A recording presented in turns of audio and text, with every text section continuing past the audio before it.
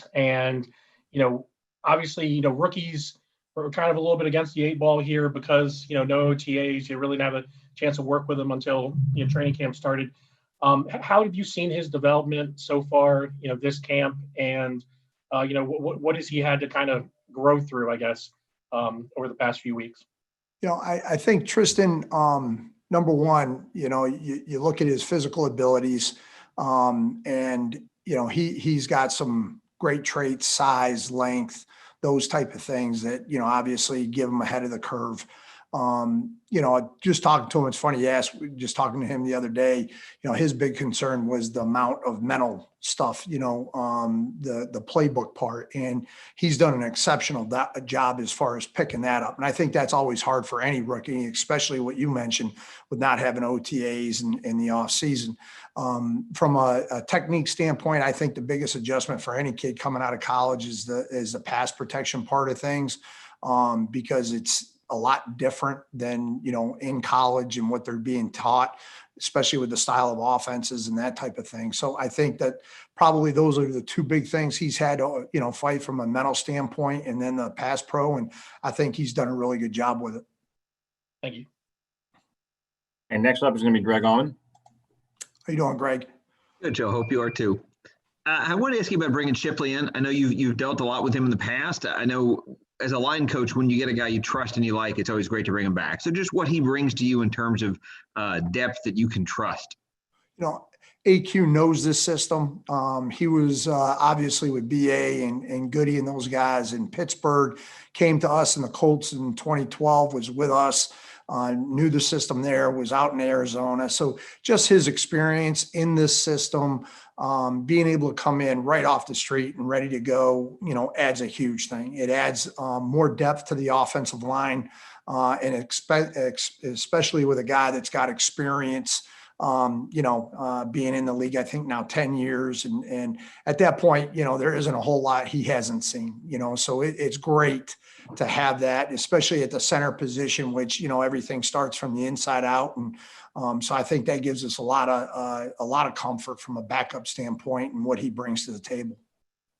Joe, we've asked you about the other rookies in this group too. I know Molson's probably the one we've seen the most, but just want to ask you about the rest of the rookie group and who of those has shown you the most in terms of even sticking on for practice squad or something like that.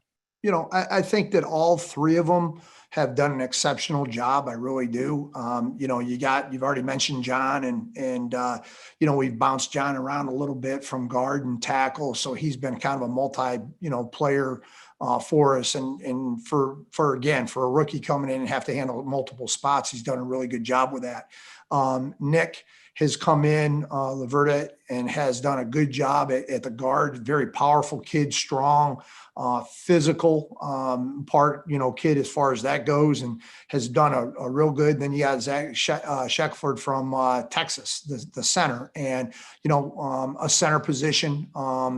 And probably because of our depth and the guys we've had at center has probably gotten a little bit fewer reps than some of the other guys, but a guy that's really, again, with the volume that they have at this level compared to what they're coming from college, he's done a really good job with it. So really, really pleased, especially when you guys have all asked, without having OTAs and the development of offensive linemen, I think is one position that's really hard when you don't have an off season, not just from a technique standpoint, but from an assignment standpoint.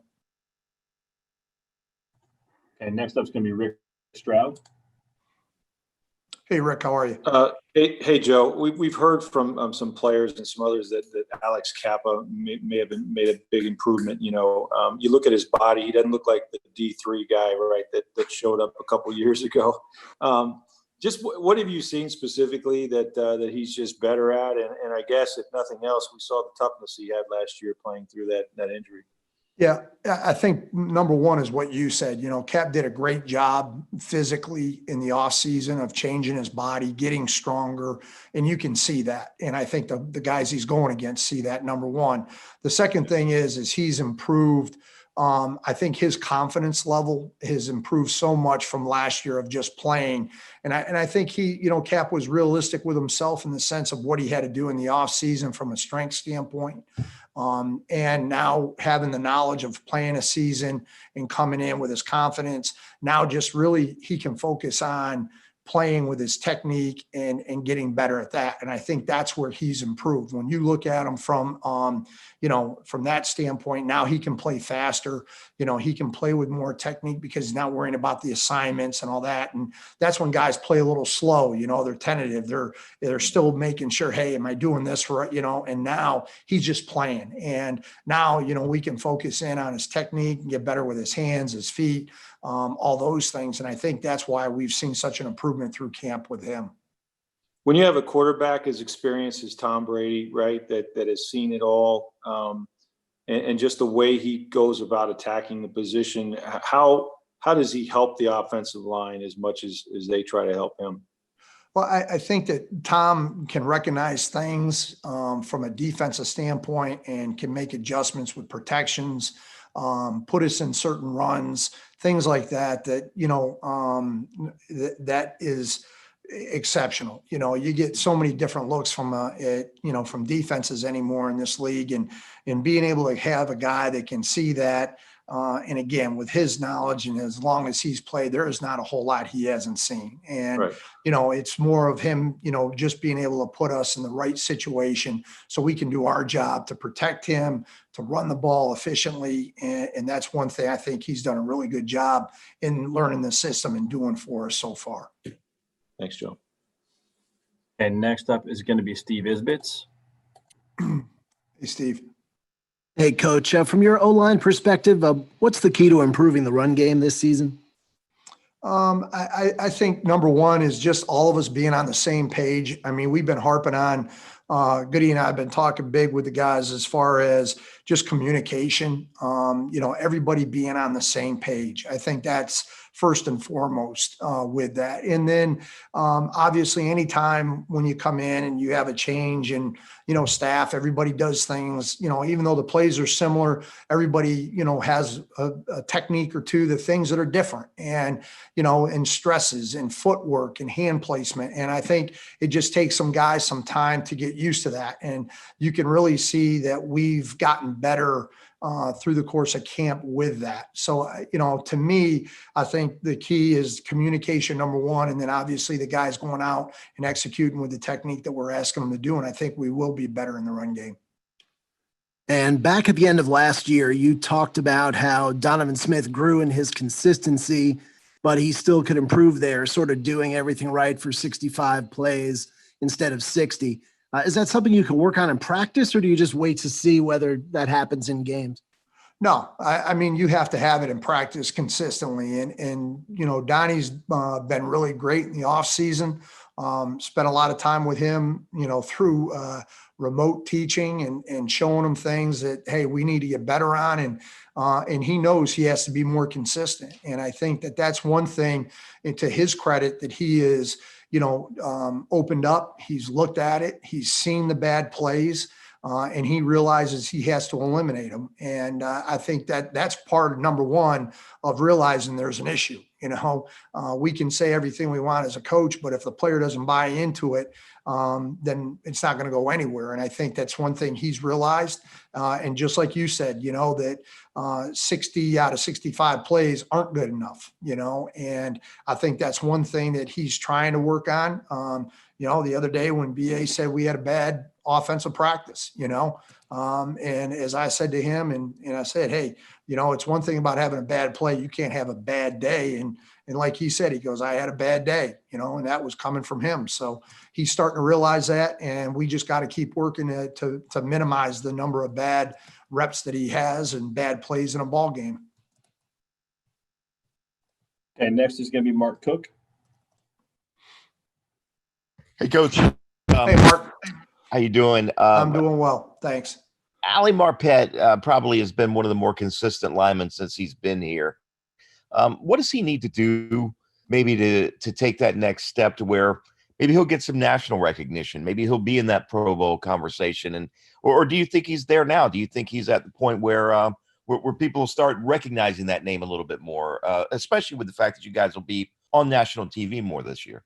Yeah, I think Allie, part of it is, he fought through some things last year and had some things done in the off season physically that are going to help him be healthier. And hopefully that'll portray, him playing at a high level, which we anticipate him doing and want him to, and he wants to. And so far in camp, he's done actually a really good job, and I think he just has to continue to, again, every guy is never going to be perfect every play, but work on his technique. Allie knows what to do, and now it's just going out and executing and using his technique. And really, the one thing I know has been brought up is the communication side of things. And, the other day we seen how important it is, him and Donnie and Ryan working together on that left side. And they've done a really good job in camp so far. So really looking forward to, like you're saying about Allie, having a really a heck of a year. All right. Next is going to be Greg Allman. Greg, I can't hear you. Greg, you're muted. Sorry, Joe, I know sometimes with O-line, it's hard to quantify success, and you don't want to distill things down to just like a number of sacks or anything like that. In terms of how you quantify the success of your line, I don't know if it's quarterback hits or quarterback, sacks, what you go by, what are the most important measurables that this line can take a step forward with this season? Well, I think it's been brought up already. Number one is being efficient in the run game, and I think that's number one, because if you can run the ball successfully, you're obviously going to take some pressure off the pass game. You set up your play action, all of those things. So I think that's first and foremost.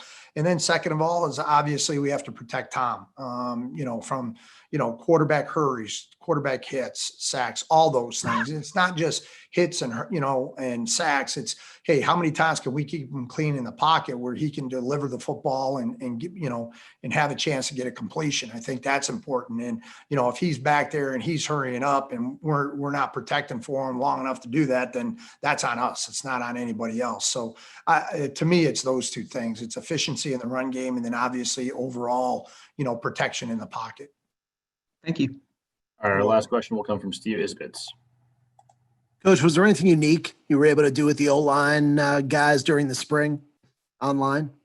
We ended up just doing the regular Zoom meetings. I think the one thing, it's hard sitting in front of a computer all day long and you try to sit there. And I think the thing Goody and I did is we broke down the meetings with them, try to have a plan every single day when we went in to say, hey, this is what we're trying to get accomplished, and knocked it out. And I think the guys appreciated that part, came back to camp and had a pretty good understanding of what we were doing and made the most of it. I think that the one thing we didn't do is, we were on there and trying to, kill them every single day to the last minute of what we're allowed to do, to the point where you kind of was counterproductive. And I think that's one thing that we did, and we kept it fresh and got something out of it. And did Tom Brady ever jump into those O-line meetings in the spring, or do you feel any sense of how he's gotten to bond with the line? I think that he did not jump in to ask your questions. He was in his own meetings with Clyde and Byron as far as learning that side of his position. But I think he's bonded well. He's got these guys respect, no question. They want to perform for him, and he has been both. He gets on them, and at the same time, he's the first one to get up there after a big play in practice and high fives them and, headbutts them and the whole thing. So it's just been really great to see that come around and come together as we go through practice. All right, that's all for today. Thanks for taking the time, Coach. Thanks, guys. Appreciate it.